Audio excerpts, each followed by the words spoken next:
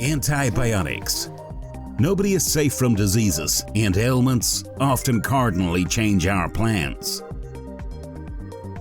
It is good to have medicines that can strike back. Many of them are so powerful that they can replace a few dozens of drugs. They are antibiotics, a universal remedy of the 21st century.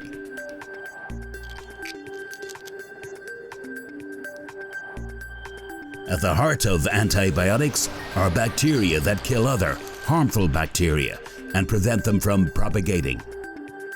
Many diseases ranging from angina to severe wounds and burns recede from antibiotics. But such a powerful force has its weak points. The world is completely treated with antibiotics, and more harmful bacteria are getting used to them to grow stronger rather than die. In the language of medicine, this is called resistance. Such a mechanism is coded genetically in any form of life. Medication for lunch? Today, it has become a sad reality. Antibiotics must be added to cattle feed so that the animals do not get sick. Vegetables and fruits are treated with them for better transportation. Microdoses of such drugs are eaten by us and our pets. Doctors are sounding the alarm. Illnesses that were just serious yesterday soon will be able to kill people. Is there a way to prevent that? Let's look into the matter. The Chinese treated themselves with an ancient analog of antibiotics.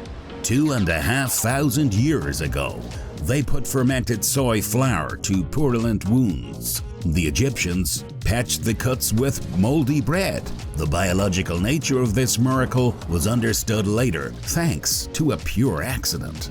More exactly, a dirty one. In 1928, the English bacteriologist Alexander Fleming conducted experiments with Staphylococcus strains, but he did not properly wash up a cup of Petri where he grew a colony of bacteria. Growing mold killed Staphylococci, and soon it was used to start producing the world's first antibiotic, Penicillin.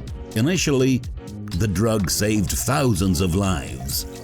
But within 2 years, the miraculous medicine began to malfunction, having weaker effect. Pharmacists found the only way out: to invent even more powerful drugs. Today, there are more than 10,000 names of antibiotics in the world. They can be of natural or synthetic origin.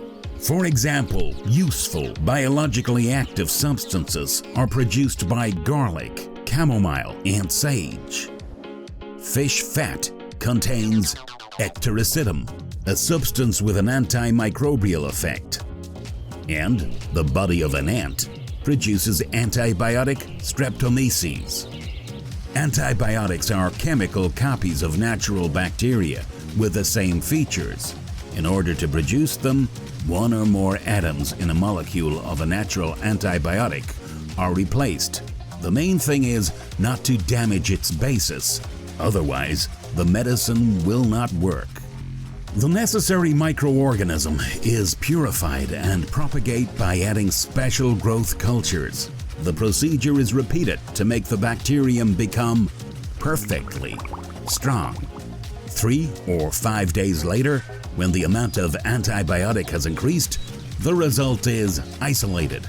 Depending on the type of antibiotic, it is treated in various ways to make it resistant to external factors. Finally, the antibiotic is packed, basing on the purpose, in tubes, capsules, or blisters.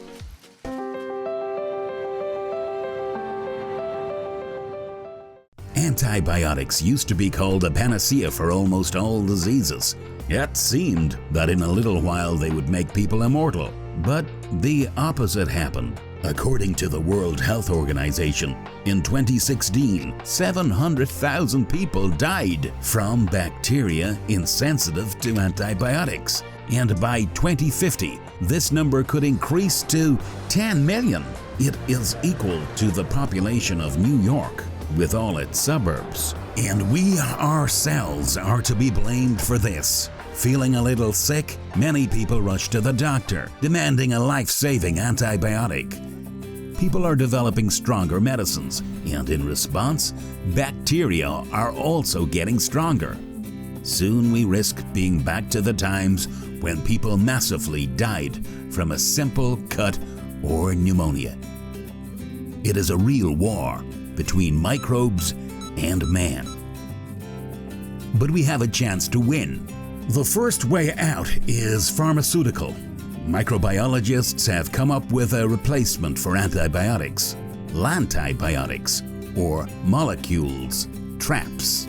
They act in a fundamentally different way, destroying the shell of a harmful bacteria rather than the gene, like antibiotics do.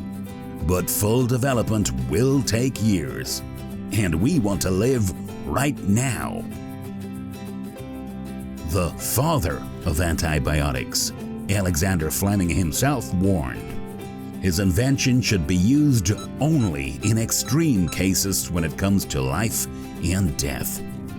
Instead of one pill, more gentle medicines or natural antibiotics, medicinal herbs and berries can come to the rescue. They will not get you back on your feet in a matter of hours, but gradually they will help win an invisible war of bacteria.